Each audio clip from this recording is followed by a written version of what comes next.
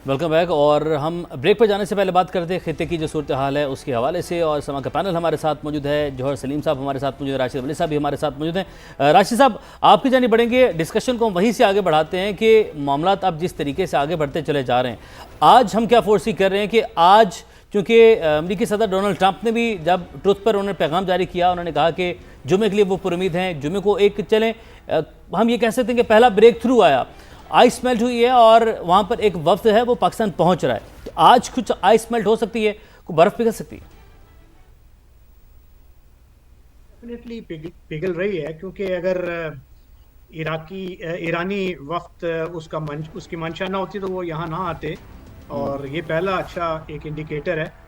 मगर it all depends कि अभी उनमें उनके व्यू पॉइंट्स में कितनी कांग्रुएंस हुई है, क्योंकि जब तक वो जाहिर नहीं होगा और उसकी जो सिग्नलिंग नहीं होगी, पसे पुर्दा जो कोशिशें हो रही हैं अनथक सही है। कता कलामी के माज़र की बड़ी खबर अपने नाज़रीन तक पहुंचाते हैं कि ईरानी वज़ीर ख़ारजा का दौरा पाकिस्तान का बाज़ाब्ता ऐलान। ईरानी वज़ीर ख़ारजा ने ऐलान किया है कि वो दौरा पाकिस्तान कर रहे हैं, बाज़ाब्ता तौर पर बता दिया गया है। और ईरानी वज़ीर ख़ारजा पाकिस्तान का दौरा कर रहे हैं। समा ने अपने नाज़रीन को पहले भी अपडेट किया, अपने नाज़रीन को बताया कि ईरानी वफ़द जो है वो आज पाकिस्तान पहुंच रहा है और अब ईरानी वज़ीर ख़ारजा ने दौरा पाकिस्तान का बाज़ाब्ता ऐलान कर दिया है। बिल्कुल, इससे पहले ये तवक्को की जा रही थी कि ईरानी वफ्द की आमद मुतवक्के है, लेकिन अब बाज़ाब्ता ऐलान किया गया है कि ईरानी वज़ीर ख़ारजा पाकिस्तान का दौरा करेंगे। उनकी जानिब से ये ऐलान किया गया है। बड़ी खबर, बड़ी पेशरफ्त इसको कहा जा सकता है। ईरानी वज़ीर ख़ारजा का दौरा पाकिस्तान का बाज़ाब्ता ऐलान अब सामने आ चुका है, यानी कि अब ये कन्फर्म है कि ईरानी वज़ीर ख़ारजा पाकिस्तान का दौरा करेंगे।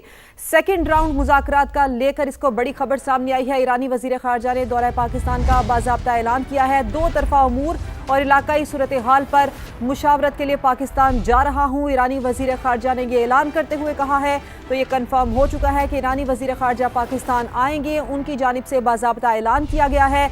उन्होंने ये भी कहा है कि दो तरफ़ा उमूर और इलाकाई सूरत हाल पर मुशावरत करने के लिए पाकिस्तान जा रहा हूँ। जुम्मे का आज दिन है और आज के लिए कहा जा रहा था कि ईरानी वफ़द पाकिस्तान आएगा, इसकी तवक्को की जा रही थी अब तक, लेकिन अब कंफर्मेशन हो चुकी है।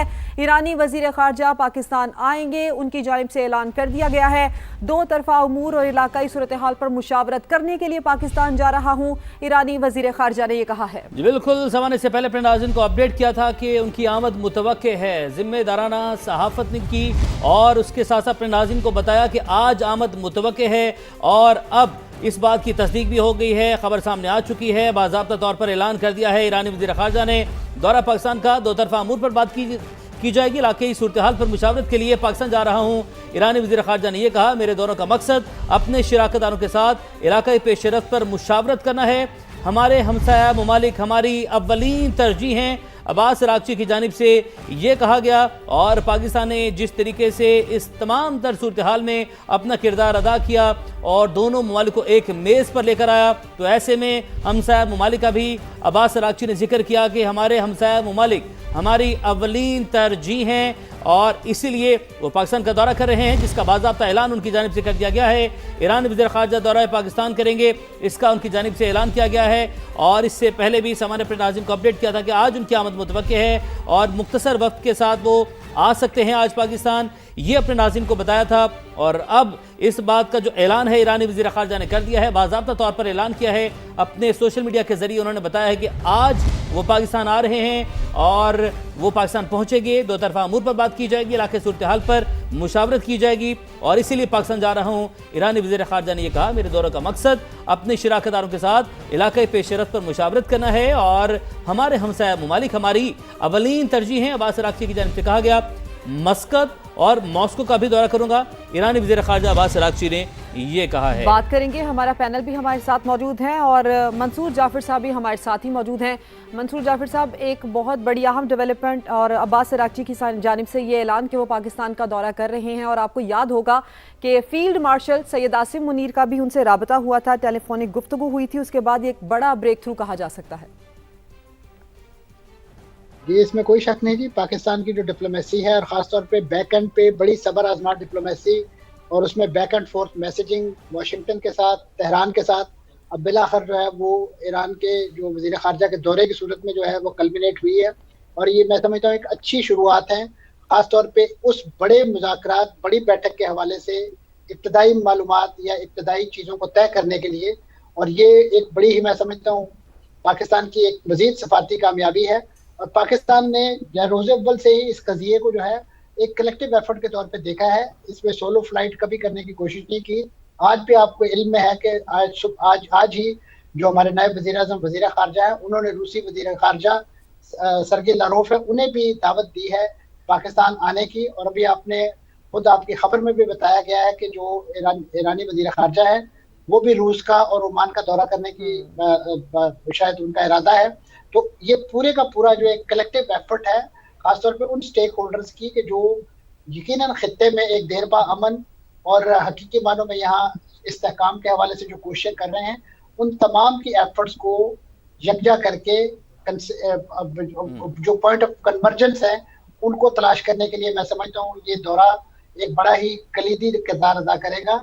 और ख़ासतौर पे वो नुकात कि जिस पर माजी में कुछ ऐसे इख्तलाफात रह गए थे जिनकी बिना पे ईरान जो है वो नहीं पहुंच पाया था या शिरकत नहीं कर पाया था, तो अब मैं समझता हूँ कि इस वक्त ये भी शुनीद है कि तकरीबन 3 पेज का एक ड्राफ्ट प्रपोजल जो है जो आने वाले दूसरे राउंड है मुज़ाकरात के उसके हवाले से तैयार हो चुका है।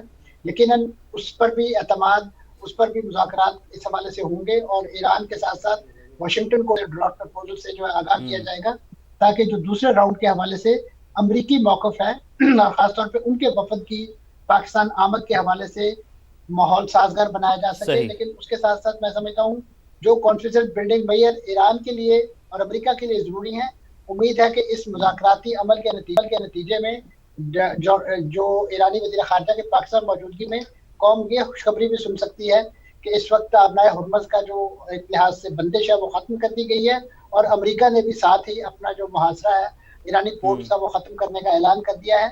ये मैं समझता हूँ ऐसा एक एतमाद साजी का जेस्चर होगा जो मुज़ाकरात के लिए आइंदा जो अदवार हैं उसको हकीकी मानों में बहुत सपोर्ट भी फराहम करेगा। मंसूर साहब, यहाँ पर जो पाकिस्तान के दौरे के बाद ओमान और उसके बाद रूस जो जाना है उस हवाले से बताइएगा वो क्या मकासद हो सकते हैं। ज़ाहिर है एजेंडा और गुफ्तगू तो यही है कि जो पूरा खित्ता है इस जंग की लपेट में आ सकता है, तो उससे बचना है और बचाना है पूरे खित्ते को भी।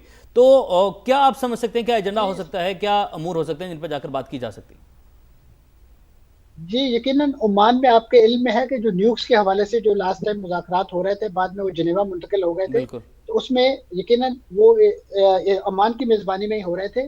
और इस वक्त भी जो ईरान के जो न्यूक्स और ख़ासतौर पे उसमें जो अफज़ूदा यूरेनियम के डिस्पोजल की बातें हो रही हैं, उस बारे में जिन मुल्कों का नाम लिया जा रहा है कि वो मुतवक्का तौर पे उस अफज़ूदा यूरेनियम को उसके दर्जा को कम करने के लिए मतलब ताउन कर सकते हैं, उसमें पाकिस्तान का भी नाम लिया जा रहा था, लेकिन पाकिस्तान ने ये भारी पत्थर उठाने से एतराज़ किया। और अब मुझे ये लग रहा है कि रूस को शायद इसी हवाले से इन मुज़ाकरात के अमल में इसमें शामिल किया जा रहा है कि अगर उसको किसी तीसरे मुल्क के हवाले किया जाना है ताकि उसकी जो दर्जा को कम किया जा सके या उसको ज़ाया किया जा सके, तो वो शायद रूस पर यह एतमाद किया जाए और ईरान शायद उनके हवाले करने के लिए इस बारे में तैयार हो जाए। और इनका जो रूस को इन्वॉल्व करने का या रूस के वज़ीर ख़ारजा की दावत है पाकिस्तान को, वो इसी ज़मन में शायद एक फैसिलिटेशन का रोल अदा करने के लिए है ताकि अगर ईरान इस बात पर तैयार हो जाए कि वो अपना अफज़ूदा यूरेनियम किसी तीसरे मुल्क के हवाले कर दे, क्योंकि आपके इल्म में है कि इस पूरे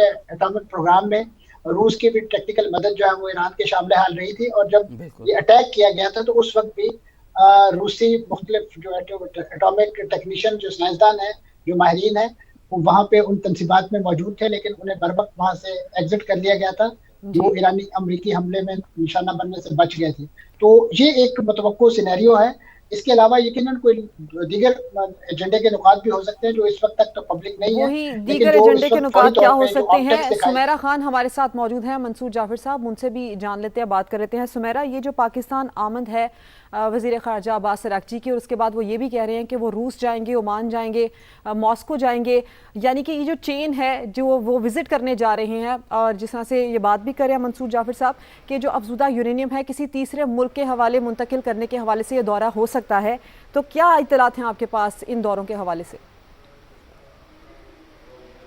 देखिए, अभी इन दौरों के हवाले से सिर्फ और सिर्फ इतनी इत्तलात आई हैं जो कि शायद एक हसास मालूमात बन सकता है। And I will stay very careful while talking about it. Oman वो जगह है जहां इससे पहले ईरान के बहुत देर तक मुज़ाकरात होते रहे और उसमें कई उतार चढ़ाव आए और उसके बाद वहीं पर मुज़ाकरात थे जब ईरान के ऊपर ये रीसेंट अटैक भी हुआ। तो इस हवाले से ओमान उन मुल्कों की लिस्ट से शायद निकल जाता है जो उस क्रेडिबल एक सर्कल के अंदर आते हों जहां पर वो अपने एनरिच यूरेनियम के स्टॉक पाइल्स हैंड ओवर करना चाहेंगे। पाकिस्तान शायद, मैंने जैसे पहले कहा, पाकिस्तान एक गारंटर के रोल में नहीं आना चाहता और ना ही पाकिस्तान इस जिम्मेदारी को लेने को तैयार होगा। रूस की जहां तक बात है, हम सब जानते हैं अमेरिका और रूस के माबैन सिचुएशन बहुत मखदूश है। तो ये जितने भी ऑप्शंस अभी टेबल पर हैं, इनको हम किसी न किसी सिनेरियो के साथ, किसी न किसी थ्योरी के साथ जोड़ तो सकते हैं, मगर हकीकत में बहुत मुश्किल है। हकीकत में अमेरिका और ईरान की तमाम तर एक जो जियोलॉजिकल आइडियोलॉजी है उसको आपस में इतना इजीली एक लिंक देना बहुत मुश्किल है। जब प्रैक्टिकलिटी में आएंगे, और ख़ास तौर पे मैं आज के इस हवाले से भी बात कर दूं, अब्बास अराक्ची जो हैं उनको कुछ लोगों ने कई जगहों पर लिखा कि शायद वो टॉक्स के लिए आएंगे, उसके बाद अमेरिकन डेलीगेशन टॉक्स के लिए आएगा, फिर दोनों साथ बैठेंगे। No, the things are different this time. और उसके अंदर ये एक प्रिलिमिनरी मीटिंग हो सकती है जो कि ईरान और पाकिस्तान और उसके बाद अमेरिका और पाकिस्तान की होगी, और इसका मकसद मतमा नज़र सिर्फ ये होगा कि ईरान जो है वो अपनी तमाम तर जितने भी ग्रीवेंसेज हैं, जितने भी उनके जहन में डिमांड्स हैं, लेट्स कॉल इट डिमांड्स, क्योंकि obviously they are demanding for few things before coming to round 2.0।